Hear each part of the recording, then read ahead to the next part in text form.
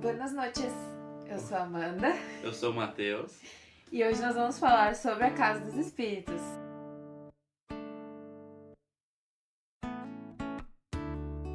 Então, pessoal, a proposta do nosso canal é falar de um livro por semana, né? Um pouquinho do autor também, para incentivar a leitura de vocês. E hoje nós resolvemos falar sobre A Casa dos Espíritos, da Isabel Allende, que eu conheci a partir da Amanda, né? Que me recomendou a leitura. Foi o único livro dela que eu li até hoje, mas é um livro muito bom. Foi o único que tu leu? Foi o único que eu li. Temos que desenvolver isso, então. É que a Amanda é fã tiete da Isabel Allende, uma senhorinha muito simpática. Essa aqui é uma edição de aniversário que a gente encontrou na Argentina, né? E foi uma bagatela porque a gente pagou em pesos, então saiu barato, né? E essa foi a edição que eu li, que a Amanda já tinha, porque a Amanda tem toda essa parte da prateleira aqui é da Isabel Allende. Isabel Allende. A Amanda tem, acho que todos os livros dela. Não, ainda não tenho todos. Ainda não tenho todos. Quase. A Isabel Allende, então, é a minha autora favorita. Eu leio muito, eu tenho muitos autores que eu gosto muito. É difícil dizer que um autor é favorito, assim, porque eu também tenho fases que eu gosto mais disso ou daquilo, né? Mas a Isabel Allende é uma das minhas favoritas. Por quê? Primeiro porque o gênero que ela escreve a gente chama de realismo fantástico. O que seria o realismo fantástico? Não é fantasia, não chega a ser se passar totalmente num universo fantasioso. É uma realidade com pitadas de coisas fantásticas. Por exemplo, toda a história dela se passa num país verdadeiro, dentro de um período histórico verdadeiro, um pouco antes do golpe da ditadura militar do Pinochet, os anos dessa ditadura, esse é o período histórico que acontece o livro. Todas as relações sociais ali são verossímeis, aconteceriam na realidade, mas uma personagem, ela vê espíritos. O legal também é que a Isabel é uma autora sul-americana, né?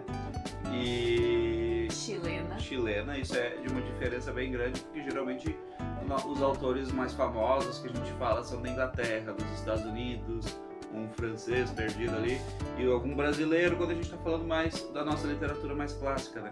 Mas então é legal ter uma autora sul-americana que é tão famosa, porque ela faz bastante sucesso no mundo, assim, de maneira geral. Tem filmes já dos livros dela, né? Então ela é bem reconhecida. Na verdade, ela nasceu no Peru. A vida dela é incrível, tá? Tem um outro livro. Pega aí, amor. Mulheres da Minha Alma é o nome, que é um livro que eu vou sugerir pra vocês dentro da sugestão. Esse aí. É onde ela conta a história dela focando nas mulheres da vida dela, né? E ela explica, então ela foi meio nômade, assim, né, quando criança. Ela nasceu no Peru, mas como ela logo na primeira infância partiu pro Chile, ela se considera chilena. E ela tem um amor muito grande pelo Chile. Isabel, pessoal, A Casa dos Espíritos é um livro muito interessante. Ele se passa um pouco antes do golpe militar chileno, que aconteceu ali no século passado, e também nos primeiros anos da implantação dessa ditadura do Pinochet, né? E é muito interessante o livro como ele aborda a dinâmica social do Chile, né? Entre a classe rica, elite, a classe pobre e a classe burguesa ali no meio do caminho, né? Então tu tem essa dinâmica dentro da história. A história em si não é sobre esses fatos históricos, mas esses fatos históricos estão, obviamente, acontecendo durante a história e estão moldando o que está acontecendo. É o plano de fundo, né? Isso. A Isabel viveu esse momento histórico, então ela tem muita propriedade para falar sobre. Inclusive, ela é muito boa nisso, em colocar a história misturada com o gênero. Lembrando, o gênero que a Isabel Allende escreve é realismo fantástico, que é, eu acho, meu gênero favorito da literatura. Eu acho é uma realidade, a nossa realidade, com elementos fantásticos. Por exemplo, se passa durante um período histórico, mas a personagem principal da história, Clara Evidente, vê espíritos, né? Ela vê fantasmas. Ela tem presságios, ela tem intuições certeiras. E assim outros personagens. A Rosa, que é a personagem primeira personagem a ser apresentada pra nós na história, inclusive o primeiro capítulo tem o nome dela. Ela tinha cabelo verde, ela tinha uma beleza fora do comum. Fora do normal, não é normal a beleza dela. Então é uma coisa fantástica, fantasiosa. A beleza dela chega a causar um incômodo nas pessoas, de tão linda que ela é.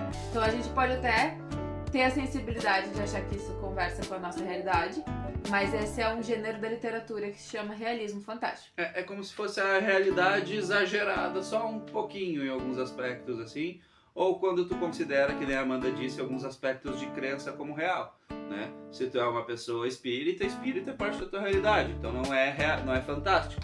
Agora, se tu não é uma pessoa espírita e o personagem ali, tu tem que concordar que ele vê espíritos para a história prosseguir, então é fantástico, né?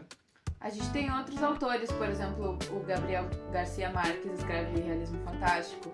Então, como a Amanda disse, a Isabel é muito boa em costurar o evento histórico com a história que ela está narrando dentro do livro, né? Então, nós nos apegamos nos personagens, mesmo com os defeitos que eles têm. Tem um dos personagens principais, eu não vou dar nenhum spoiler, mas ele é uma pessoa cheia de defeitos e cheia de qualidades, que nem nós, os seres humanos de maneira geral, né?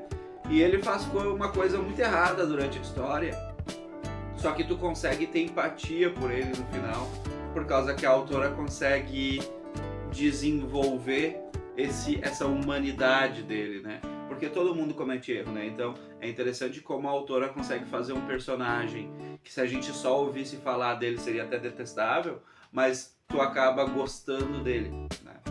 Outra coisa que me faz gostar muito da Isabel, além do realismo fantástico, que é o gênero que eu tento escrever quando eu tento escrever, é o fato dela ser muito boa em romance geracional, que é uma outra categoria que eu acho incrível, que é, por exemplo, O Tempo e o Vento, é um romance geracional, que é quando tu persegue uma mesma família por várias gerações na história. Então a gente começa com a família, o nome da família da Casa dos Espíritos é a família Trueba, tá?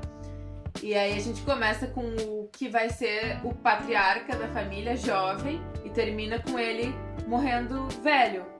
Isso. Então a gente tem toda a família, todos os filhos, netos, bisnetos, e a gente persegue eles na linha do tempo histórica real.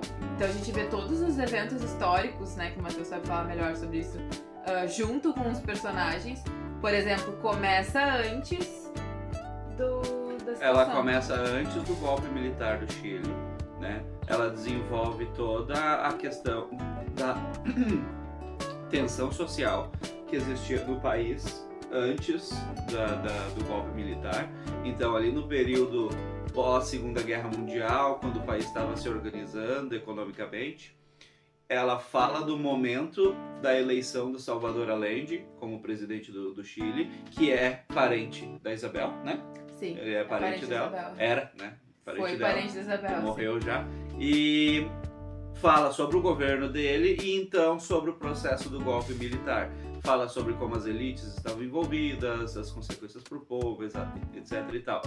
Falando um pouco sobre a história, então, para despertar o interesse de vocês na ficção da Isabel, começamos então com o Esteban Trueba, que é um jovem, ele quer ascender na vida, né, economicamente, e casar com uma belíssima mulher, que é a Rosa, a Bela, e ela morre muito jovem. E isso bem no comecinho do livro, então não é spoiler pra vocês. E ela tem uma irmã, que é a Clara, na época ainda criança, quando ela morre. A Clara vai testemunhar a autópsia da irmã. E esse é o primeiro momento em que ela tem a primeira clarividência dela, Clara clarividente. E ela percebe que ela tem esse dom de ver coisas além do que a gente normalmente vê, né? E acaba por ser prometida e noiva do Esteban mais tarde, quando cresce. Ela acaba se casando com o noivo da irmã que morreu. Que é bem mais velho que ela. Que é mais velho que ela, sim. Mas ele acaba se apaixonando por ela, né? É um casamento forçado. Nem ela é forçada a casar, ela decide casar. E a partir daí a gente acompanha a história inteira da família deles. A filha, que é a Blanca, depois a neta, que é a Alba, todas as três com os nomes, né, que lembram claridade. A Clara, a Blanca e a Alba, tudo. Interessante porque ela explora as relações familiares do Esteban com a família dele, que era uma família de ex-aristocratas ali do período lá colonial do Chile, que tinha uma propriedade no interior, uma fazenda que estava caindo aos pedaços, estava tudo destruído, mal cuidado, e a casa deles na cidade estava tudo caindo também, mas eles ainda tinham aquele ar aristocrático num período que isso não vale mais de nada, né? E o Esteban, então, ele quer se reerguer e ele consegue, por mérito próprio, se reerguer e refazer a fortuna dele, né? Ele tem o mérito do crescimento dele, só que ao mesmo tempo ele é extremamente arrogante, né? E ele trata muito mal quem ele considera que está abaixo dele. Casa dos Espíritos, por ser o primeiro romance da Isabel Allende, é um pouco baseado na história da família dela.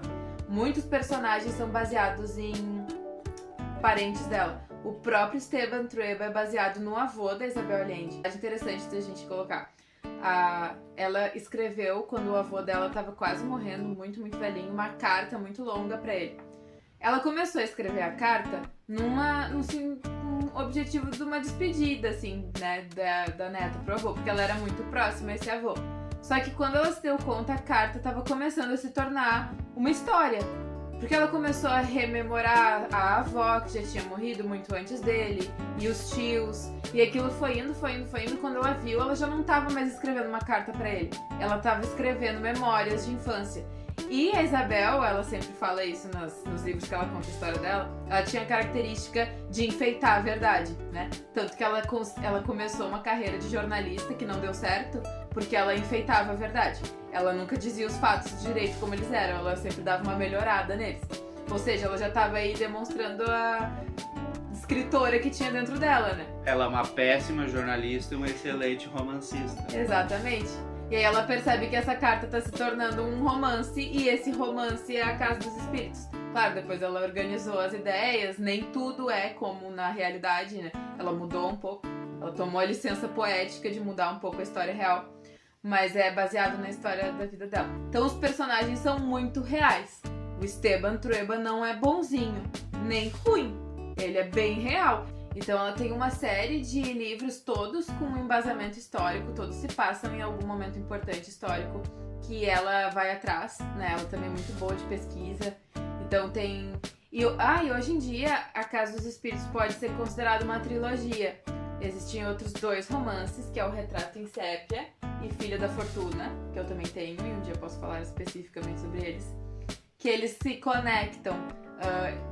Tem uma ordem cronológica e personagens que aparecem, que conversam os 3. O mais antigo começa 1700, por aí, com a personagem que a gente acompanha lá na Califórnia, na conquista da Califórnia. Então começa lá a família, que vai se estender até os anos 70, 70. 70 por aí, que é quando tá no golpe do Chile, né? Não necessariamente vocês precisam ler um pra ler o outro. Pode ler separado, só a Casa dos Espíritos, ou só algum dos outros, que fecha direitinho a história, não Os tem livros problema. funcionam sozinhos, no caso, né? Isso. Tanto que tu pode ler fora de ordem, não tem problema nenhum, né? As ligações dos livros um com o outro são mais indiretas do que diretas, né? Então é interessante. E as personagens, sempre personagens fortes e mulheres, né? Personagens femininas fortes, não são romantizadas, então não é uma mulher ideal, né? Uma mulher que não vai cometer erros, que não vai ser estúpida às vezes no meio do caminho, que não vai fazer burrada. É uma mulher bem real, tu acaba te identificando sempre com a personagem dela. E os homens da história também, apesar de ter os defeitos da época, eles não são simplesmente escrotos, assim, sabe? Tem homens ali que são bem condenáveis em suas atitudes, tem aqueles que estão no processo de mudança. Então, a Isabel, ela sabe desenvolver e criar muito bem seus personagens. Cada um tem uma personalidade única, cada um tem motivações únicas e se comporta de uma maneira única, né? Tipo, as ações que os personagens tomam durante a história nunca traem a personalidade que eles têm, sempre faz sentido, né? Uma pessoa que tem esse tipo de ideia não faria tal coisa, ela segue esse padrão, né? Então a gente recomenda a leitura desse livro, recomendamos a leitura da Isabel, tá? E um forte abraço, um beijo. e até a próxima. Até a próxima, pessoal.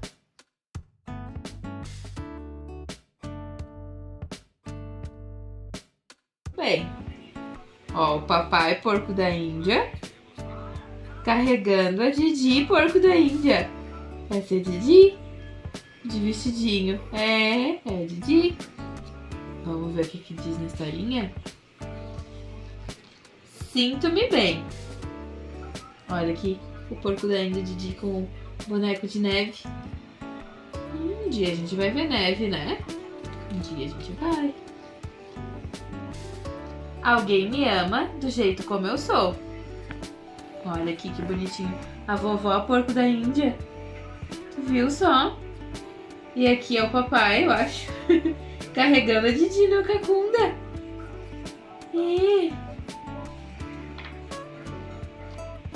Olha aqui. O cachorro fazendo pirueta.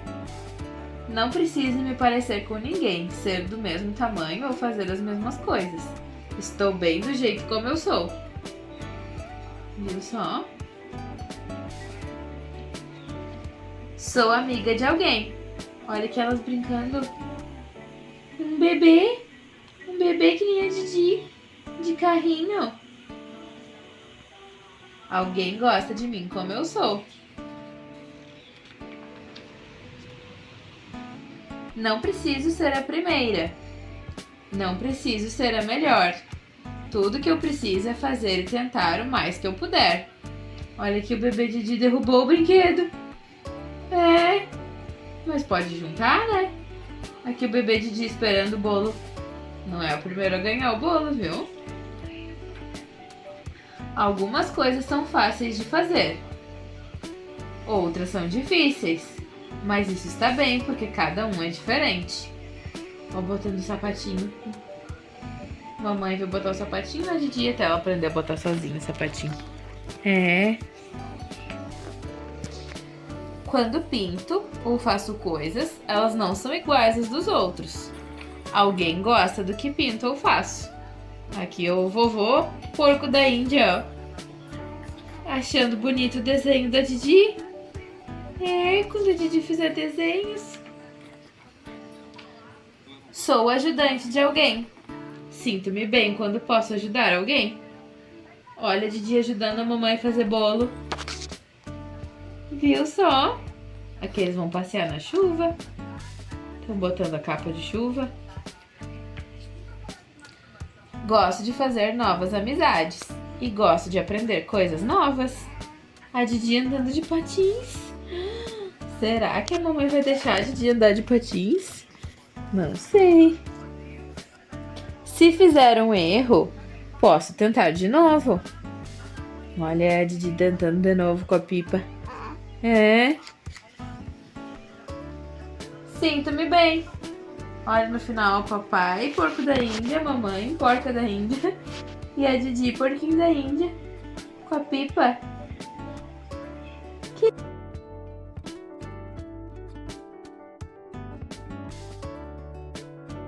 Ou seja, né? Tem pano de fundo. Didi.